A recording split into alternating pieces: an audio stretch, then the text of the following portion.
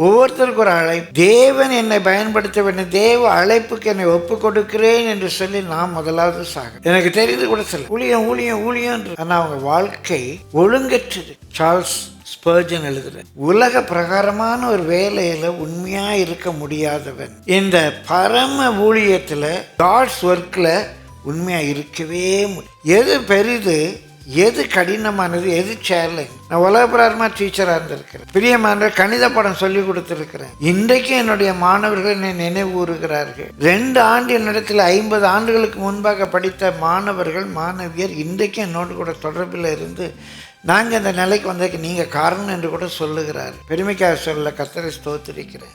பழைய ஏற்பாட்டிலையும் புதிய ஏற்பாட்டிலேயும் கர்த்தர் தம்முடைய ஊழியத்துக்காக அழைத்த அநேகர் நீங்கள் பார்ப்பீங்கன்னா அவங்க ஏதோ ஒரு பணியில் இருந்தவங்க.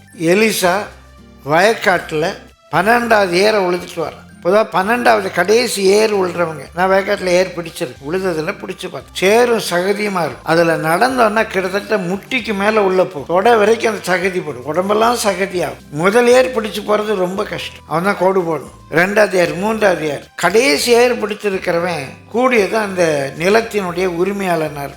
அப்படி ஒரு பணியில் இருந்த ஒருவனை தான் தேவன் எலியாவுக்கு உதவியாக பிரித்தெடுக்கிறார்.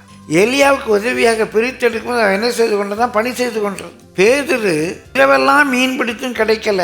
ஒரு தச்சனுடைய மகன், ஒரு 30 வயசு வாலிபன், அவன் சொல்றான், நீ போய் திரும்ப அந்த ஆழத்துல வலைய போடுங்க. பேதுருக்கு இருந்த ஸ்டாமினா, அந்த பலன் என்ன தெரியுமா? இரவெல்லாம் மீன் பிடிச்சிட்டும் திரும்ப போய் ட்ரை பண்ணக்கூடிய பலன் இருந்துச்சா போட. அவனுக்கு வேற வழியில், நீயே தச்சன் கொடுங்க, எனக்கு வந்து சொல்றியா நைட்டெல்லாம் மீன் பிடிச்சி ரொம்ப டயர்டாக இருக்குது, இதுக்கு மேலே என்னால். அவன் ஊழியத்துக்கு என்று சொல்லி அழைக்கப்பட்டிருக்கான். ஊழியத்துக்கு என்று அழைக்கப்பட்ட அந்த பேதுரு யார்?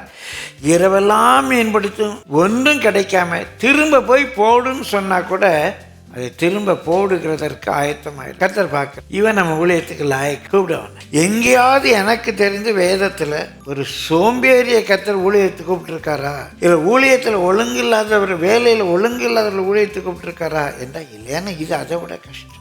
நம்ம சுயம் உடைய